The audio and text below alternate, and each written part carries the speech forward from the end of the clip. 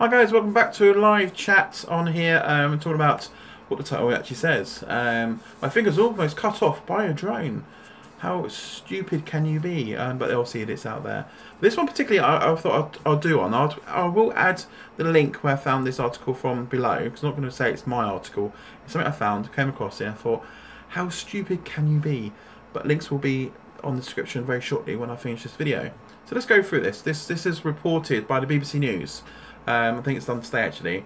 So basically saying this guy James went off down to the beach with his friends, and obviously from the drone shot, pictures shown with bits of blood spattered on it. It's an Inspire drone, so obviously it's a two grand's worth of drone. So for him to take his drone out, and he obviously got money to spend because it's not a Phantom. This is an expensive drone. So obviously with the Inspire, it's got much more bigger props. I think about 9-inch props. I think they are. There's 4 of them. It's got landing gear. That you do not do a catch and land, because that's what he was doing. In the description, he was basically saying James and his friend went over to the beach early this month trying out his new drone, and obviously appreciate be any regular Saturday. James' first experience was a small unmanned aircraft. I mean, the Inspire is not a small unmanned aircraft. That's a serious bit of kit. It cost lots of money, and it ended in to stars nearly blinding him and obviously leaving him with serious injuries. And it shows a picture on my thumb now, you'll see on here. It doesn't look, it's actually gone any deep in it. It looks very much skin, sort of, not massively deep. It definitely hasn't cut his fingers off when the article's explained, but obviously they're amping it up for all this registration they're trying to bring in as well. So basically describes anyhow exactly what happens. It come down, the landing gear was coming down, he decides to go and hand catch it. Which with Inspire you don't. You land it on the ground. Take off on the ground. You land on the ground. You don't hand catch it. That's asking for trouble. Seriously. You can understand from a Phantom, it's easy to let hand catch because it's lightweight, easy to do, and you can actually hold it quite high in the air above your head, away from your chops, and hold on to it while it powers down. But Inspire, that's difficult because the whole thing's very heavy. You need both hands on that, so you can't literally have two people. You need 2 people. And obviously need to know that it's a serious bit of kit, you know. So that's basically what he's doing. He was coming to land. He went to get a hold of it because the landing gear was also coming down. He ended up dropping it or something. It hit against his face, and obviously he's gashed his hand. But from his hand, it looks like it's gone a little bit deep in there, but it's not to the point where it's cut his fingers off. I think they exaggerated a bit too much on that itself. But I can't believe it's an Inspire.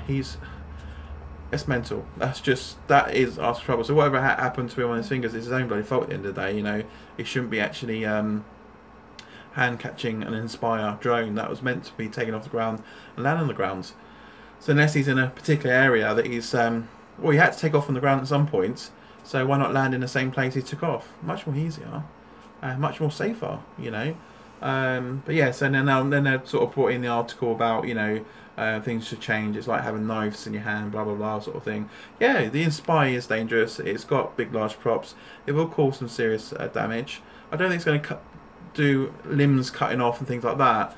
It depends how you actually get your fingers in there. But obviously, you should know your safety. You should know, especially when the Inspire spins up. It has a presence. It has that sort of powerful behind it. And I mean. When I powered mine up for the very first time, I didn't want to go near it. You know, that's how meaty it sounded. And obviously, going up in the air, you know, I've never hand catched or tried to hand catch my Inspire because I knew the way it powered up and flew and how big the props are. It'd be nuts. It would be absolutely nuts doing it. So that's his own fault. I just purely say that's your own fault. Tough, you know. And obviously he's told somewhere along the line he's been caught because obviously he's been doing it somewhere he shouldn't be flying as well, hence why this article's gone to the BBC News. But it's nothing for the press to sort of get on and start saying, oh yeah, we need to clamp these down, you know. Idiots are getting what they deserve because they're not paying by attention. And I think we should have some, maybe the drone companies may put some sort of saying things like, for instance, hand catching your drones, do it at your own risk. Don't do it with Inspire, it's too big. You know, I may put something like that inside the box, you know. Maybe put some images of sort of people crashing and stuff to put people off, because people don't read the manuals. They get their drone out, they power it up and fly away. I've seen vloggers do it. They literally don't read the manuals. They don't go through all the process of doing it. It's just mad. Yep. as I say, hi Rob. Yeah, the press will just blow this up, make it more than what it is, and again, it'll just try and type more law, put more laws in place. But I think idiots like this should be shown they are idiots, not to show drones are dangerous. Yeah, drones are dangerous in the wrong hands, you know. But I don't know why this guy was first time flying a drone and do it on an Inspire. At least with me, I got a smaller drone. I worked up to the Phantom. I worked from the Phantom to the Inspire, you know, and then I've gone from the Inspire to Phantom 4. No, it's a bit the other way, but I worked up towards it. I got the experience behind me. I learned all the stuff from a smaller drone out first. I got orientation all sorted out. I mean, it'd be like having a bomb in the wrong hands with the Inspire, because you can do so much more damage with the Inspire, especially on the beach. All those people close by.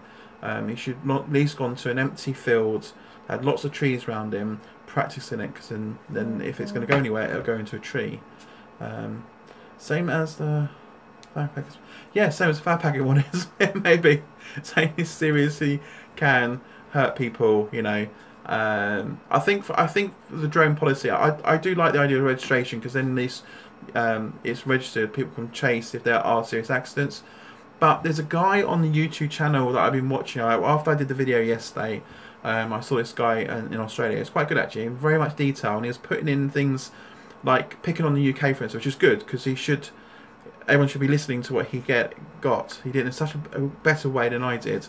He was basically saying how many serious accidents in the UK by normal pilots, airplane crashes, big. I think it's about 48 deaths in the UK. Okay, 48 deaths. Drone deaths, 0. And then he talked about in the UK, there's over, I think he says, like over 1,000 people die falling down the stairs in the UK. You know, how many serious accidents or any accidents come to this matter? People's actually, apart from this one's just now that's turned up, that's actually had any physical damage to themselves. On the facts side, 0's been recorded. Apart from this one today, I don't know whether that's actually going to be properly recorded with facts wise, but it shows that there's lots of accidents going around and drones involved, 0. Definitely, I'll put his link below on my video. It's definitely worth listening, because he looks at all the FAA and the CA regulations all around the world, and he has his views across it, and I think they're fantastic, his views. So I'll put this news article on the description. I'll put his link to his 2 videos on there, because he did 2 basically. Have a look, and it's quite funny. It's quite funny what Hayes does it as well. It made me laugh as well. But again, the point again was serious anyway. So just another update. Someone's got their fingers sorted out. Their own fault at the end of the day. Tough. Hi Jack. Some people don't have any common sense. No, they don't. And if people don't have common sense, maybe this should be a common sense test before buying a serious drone. maybe that's one to think about too. So anyway guys, if you like this video, thumbs up. If you don't like this video, thumbs down. If you want to subscribe, hit the subscribe button, and I'll see you on the next video, which will probably follow up some more stuff on the CAA and the FAA and see how all that sort of going and stuff. Yeah, probably, yeah, too excited, my drone's come! Gone. maybe that's what it is. or they're arguing with their missus. No, you're not having that. Give me it back. I want the drone. Give me it. And maybe that's what's happened. She's pushing down the stairs. Maybe. Anyway, thanks for watching, guys, and see you on the next one. Cheers.